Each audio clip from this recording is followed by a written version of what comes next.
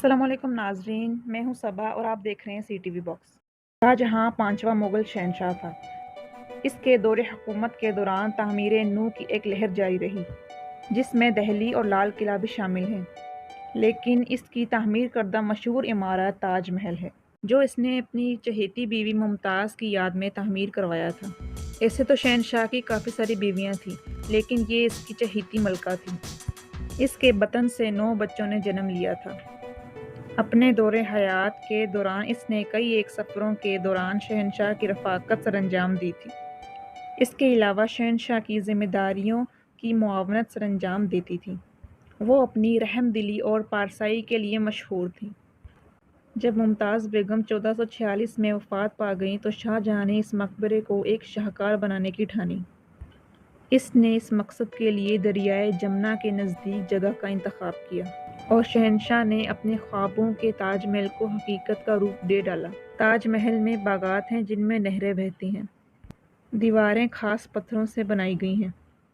اس میں مینار بھی ہیں اور ایک بڑا داخلی دروازہ بھی ہے۔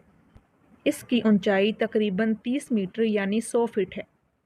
یہ مقبرہ بنیادی طور پر ایک مربع شکل کا حامل ہے جو ایک اونچے پلیٹ فارم پر کھڑا ہے۔ اس کے مینار 137 فٹ اونچائی کے حامل ہیں۔ جب تاج محل کی تعمیر اپنے اختتام کو پہنچی تب شاہجہاں کا یہ ارادہ تھا کہ دریا کے مخالف کنارے پر اپنے لیے بھی سنگ مرمر کا ایک مقبرہ تعمیر کروائے، لیکن قدرت کو کچھ اور ہی منظور تھا۔ اس کا بیٹا اورنگزیب اس کے خلاف آمادہ بغاوت ہو گیا اور شاہجہاں کو آگرہ میں نظر بند کر دیا۔ سن 1444 میں شاہجہاں موت سے ہمکنار ہو گیا اور تاج محل میں اپنی بیوی ممتاز بیگم کے قدموں میں دفن ہوا۔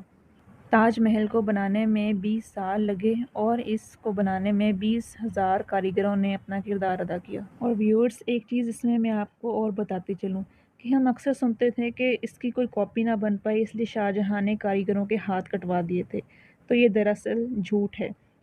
اس بات کا حقیقت سے کوئی تعلق نہیں اور نہ ہی اس کا کوئی ثبوت موجود ہے۔ تاج محل ہندوستان کے شہر آگرہ میں موجود ہے۔ تاج محل کو دنیائے عجوبے میں بھی کاؤنٹ کیا جاتا ہے۔ دور دور سے لوگ اس محبت کی نشانی کو دیکھنے کے لیے آتے ہیں۔